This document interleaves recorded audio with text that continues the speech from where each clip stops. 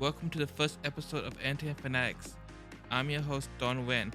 On today's episode, I'm interviewing Nick Sturz, who is a professional drummer and drum tech. He has 15 years of experience in the entertainment industry.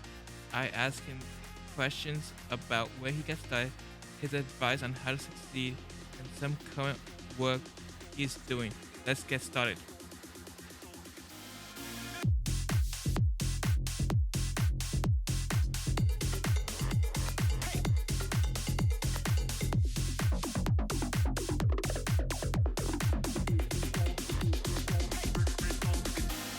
How did you get into the industry? Yeah, so I got into the music industry when I was younger. I was like 16, and I started playing shows with my high school band, doing all that. And it really didn't pick up for me until I moved out when I was 17, and started kind of just slowly grinding, playing local shows down here in LA and Long Beach. And it, started to really snowball from there once I got, involved in the community down here. Are you currently doing anything in that realm? Yeah. Oh my gosh. So I mean, if we want to fast forward to now, like I still play music regularly. The pandemic really kind of messed up a lot of opportunities for a lot of people. So I'd say ever since 2020, it's been a slow grind to get back to where I was pre-pandemic in terms of like touring, making records, playing shows, doing all that. When was your first tour? Yeah, so my first tour was in 2011, and it was with a band from Los Angeles called Dynasty, and it was a hardcore like punk band, and we went nationwide. We went from LA to Kentucky to Tennessee, Virginia, Carolinas, all over the place, and even the Midwest too.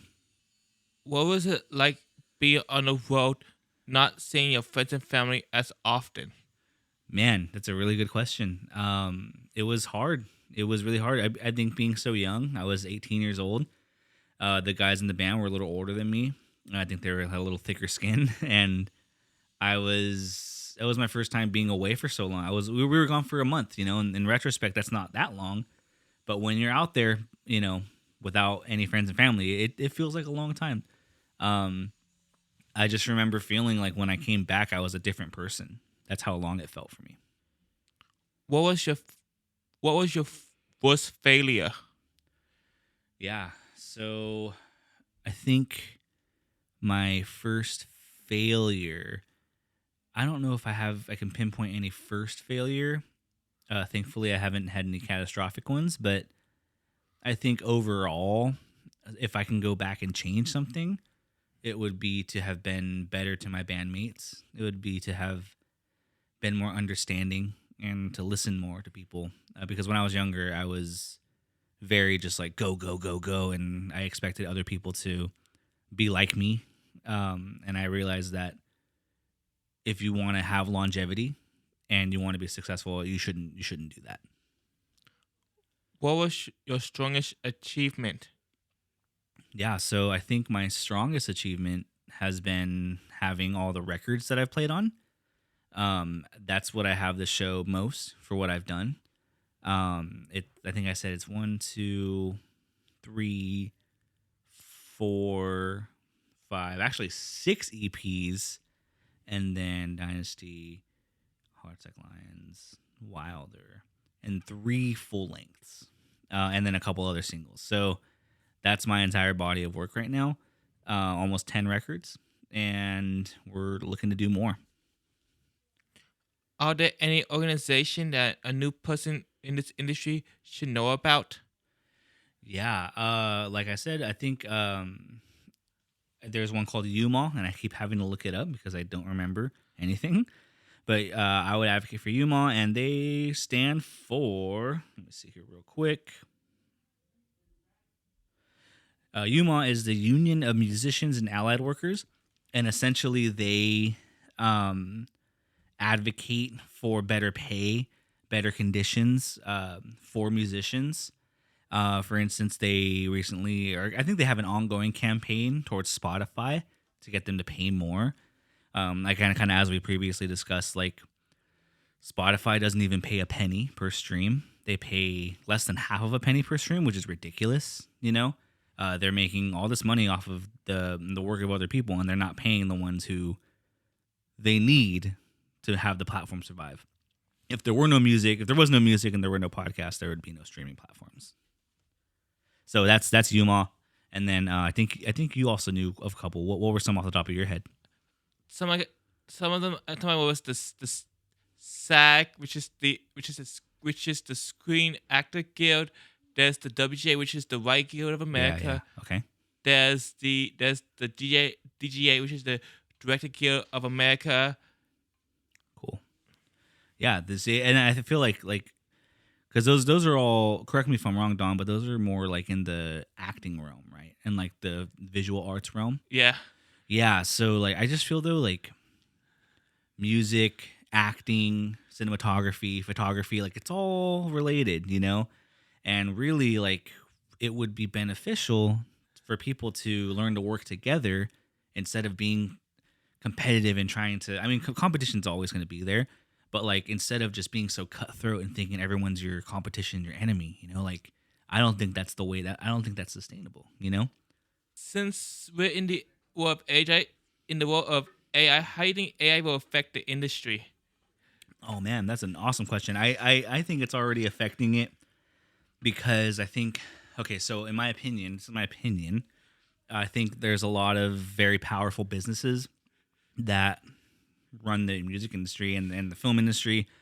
And at the end of the day, these are businesses that want to make a lot of money. And so they're going to try to cut corners wherever they can. And as artificial intelligence has gotten crazy. Even within the last year, I've seen the AI art. Do you remember the Dolly simulator where you would type in like random stuff and it would just give you this wacky AI art?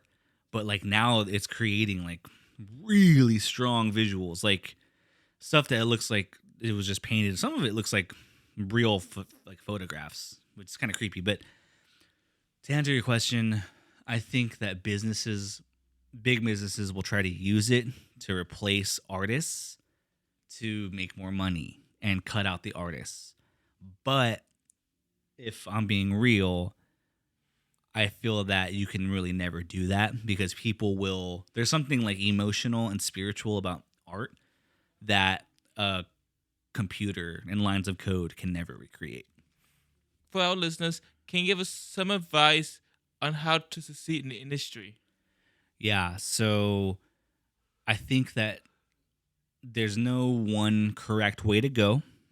If you're looking for, not you, but like if someone's looking for the correct answers on what to do, they're never going to find them. Everyone has to make their own path.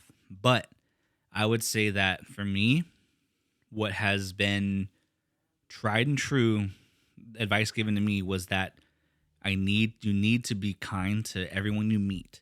That doesn't mean everyone's going to be kind in return. There's definitely pricks out there. But what I'm saying is you never know who you're going to meet. You could be in the room with someone and having a casual conversation with someone who could change the course of your career. And if you just think you're hot stuff and you try to cool guy them, you could have just cool guyed the exec at, I don't know, some really cool label or whatever, like you never know. So it would, in my opinion, it's best to keep all your options open and be really good to everybody. And that's going to give you a really good reputation, because if you do the opposite and you're cocky and you think that you're the best, people will catch on really quick and that'll get you a really bad reputation. What was your most recent gig? Yeah, my most recent gig, I played at a bar in Maywood. It's up near downtown Los Angeles with my band 92. It was kind of like a punk metal hardcore show. It was kind of random, honestly. Some of the bands were weird. But we played like third and we had a really good response. And that was fun. It was a cool little show. What was it like to work for Vance? Vance Joy? Yeah. Yeah, Vance Joy was awesome. His team is amazing. They're big time. They're like big time artists. So like I was able to meet them through a mutual friend who was their guitar tech.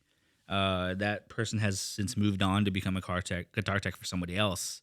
But I retained that relationship, and I basically was a drum and keys tech for Vance Joy, and mainly for his keyboard player and the drummer. And that meant that every day on tour, I was getting up at like 6 or 7, meeting the rest of the crew in the hotel and driving to the show. And then from there, we set everything up for the band. We played it. We did a couple festivals like Beach Life in Redondo last year, or in 2022. They did one in Napa Valley. They did, I think, another one. I can't remember. But I mean, Vance Joy is playing to like thousands of people a night. So it was just a really good learning experience. But the work is really hard. It's like 14-hour days minimum. For our listeners, can you give us some advice for someone who's just getting started? Yeah, I would say it's going to sound cliche, but do what's going to give you the most gas in your tank is not expecting anything crazy to happen right away. Expect it to take a really long time, and do the work and the art because you love to do it. Because if you have expectations that you're going to be making a lot of money or getting really popular really soon, like, that could happen. That does happen to people, but it's lightning in a bottle. You never know when it's going to happen. It's random. It's luck. There's a bunch of factors. So I would suggest the best way to move forward is to have a really good work ethic, work really hard, but do it because you love it and it's a labor of love. What is your next project that you're excited about? Yeah, so my band 92, we just released an EP. It's 5 songs, and it's out on a record label called Rude Records. That just came out about 2 weeks ago. And then I have another band called Wilder, and we have a lot of songs recorded, and hopefully we can get that ball rolling too. And then other than that, just going to be playing a lot of shows around LA and Orange County. And finally, for our listeners, where can we find your work, such as social media, website, etc.? So you can find Wilder at the band Wilder on Instagram. You can find 92 at 9xdeuce on Instagram. And you can find both of those bands on Spotify, Apple Music, YouTube, etc. All right, thanks, Don. Is that it? Yes.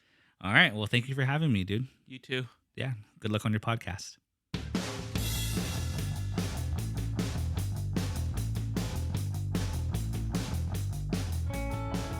If you're interested in Nick's work, follow his bands on Instagram at the band Wilder and at 9xdeuce, and check out their music on Spotify or Apple Music. Thanks for listening. See you next time.